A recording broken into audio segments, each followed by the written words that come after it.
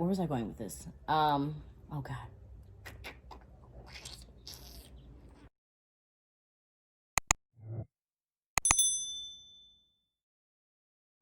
All right, welcome back to 90 Day Sisters. I'm Devana. I'm Shanice. And this is episode 9 of our series.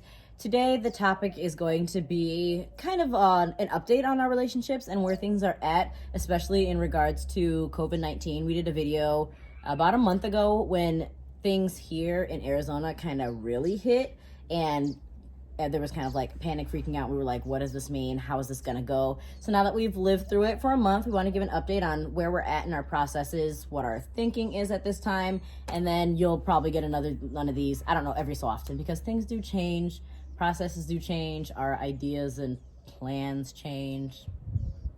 So we will see. Shanice, do you want to go first? First, for those just joining, Shanice, where's your fiance from? He is from the Dominican Republic. And you guys have been dating how long? 2 years. Okay. So, and they are engaged as of when? March 9th, 2020. Okay. Good job. I should know that. Okay, so let's see. Okay, so where are you guys at now? We also did a video, which again, I will link in the description box so you guys know of just kind of like what our plans are. But have your plans changed? Where are you at now as far as like the whole point of long distance and what keeps us going is knowing that this is going to end. So this whole scenario has been very frustrating, angering, terrifying. I mean, like so many bad emotions because like I've said before, when we got these rings on our fingers, we were like, yes, like there's the finish line, man. Like there it is. And now I feel like that sucker is running away from me and I just cannot keep up.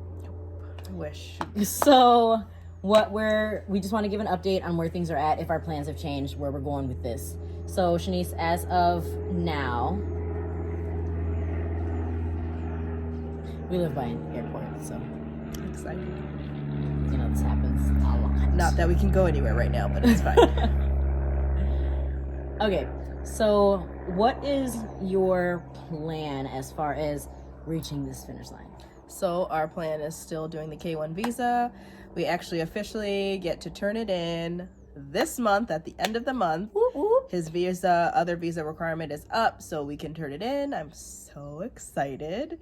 So that is our plan. So hopefully by sometime next year, I don't know when, but hopefully definitely sometime by next year, he will be on his way here and we will be getting married. Okay, so for those that may not know, what is a K1 visa? So K1 visa is the fiance visa. So the person that's in America applies. The first part fills out an application, applies, sends it to the USCIS. I don't even know. Yes, that's correct, but I don't know why you bothered.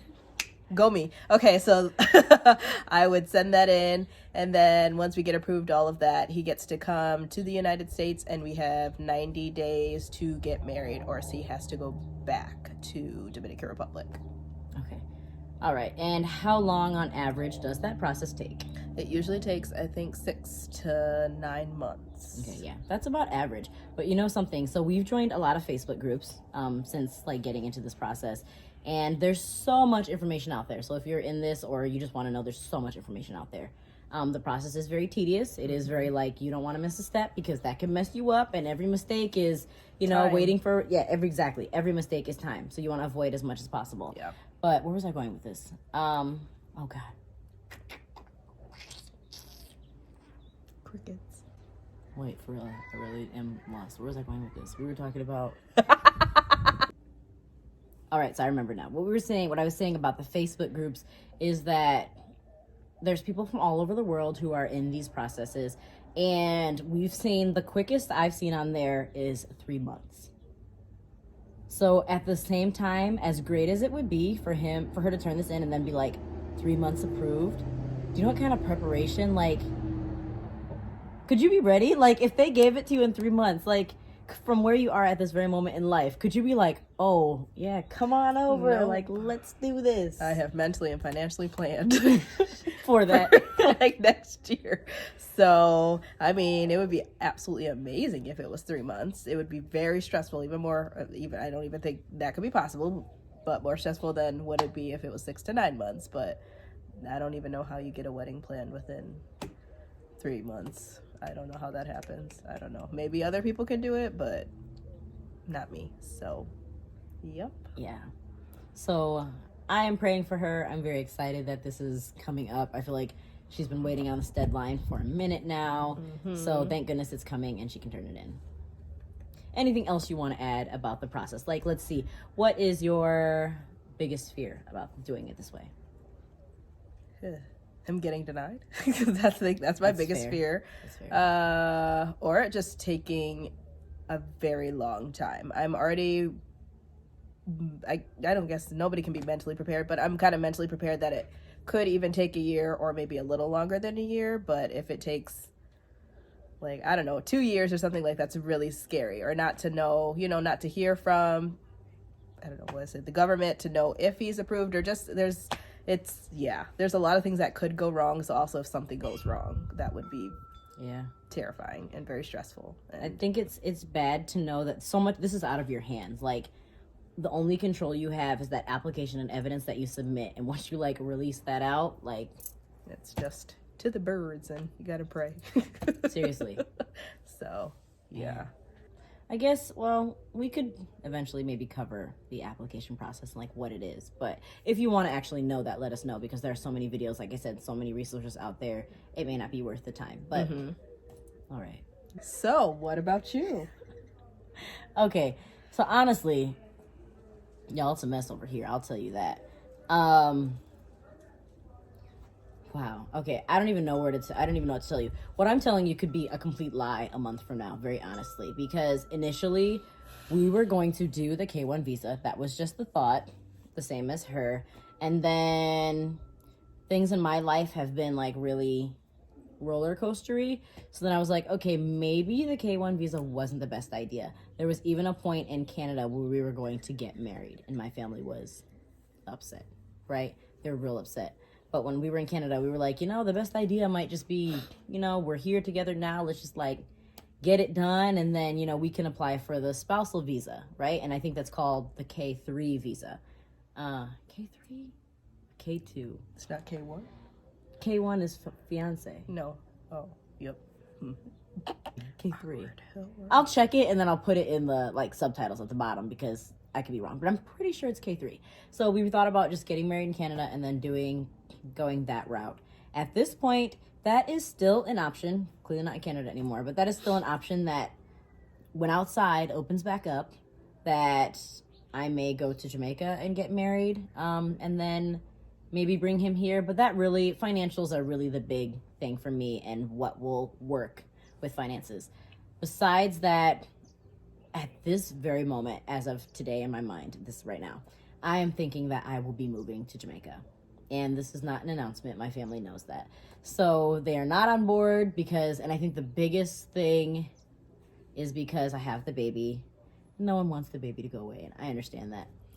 But I think that might be our best bet at this time. However, that is a monstrous commitment, taking myself, my child, figuring out to do with my stuff, figuring out how we're going to live there financially, because I am really uncomfortable making that leap and then just, figuring out as we go or when I get there. And my fiance is more that kind of person. He's like, man, as soon as, you can hop on a plane, like, come on out here and we'll just make everything, figure it out. And I am not that way. I need things in line because that will be really stressful to me. I think if it was just myself personally going to Jamaica, I could do that. I've lived there. I've known it. I'm familiar with the culture. I know him. But however, since I have the baby, I need things to be more solid before I choose to go that route. So I have started doing my research on what that would take. And my research is too much in its infancy for me to have enough information to share with you on how that's going to work. But we are working on paperwork, things like that. I'm looking at options like getting married there and going through their spousal process, or because I have Jamaican parents and Jamaican grandparents on both sides, I could go the lineage route. However, none of my family has the documents I need, so I'm trying to figure out how to get copies of those documents, which I don't know how long that will take, considering the fact they're government documents, and I have to wait. No, not years. We can't. Years, probably. Especially working with the Jamaican government, I'm not exactly sure how that will go, and because COVID-19 and things being shut down, things being slowed down, things being understaffed. I just imagine that everything is going to be prolonged. And that is so...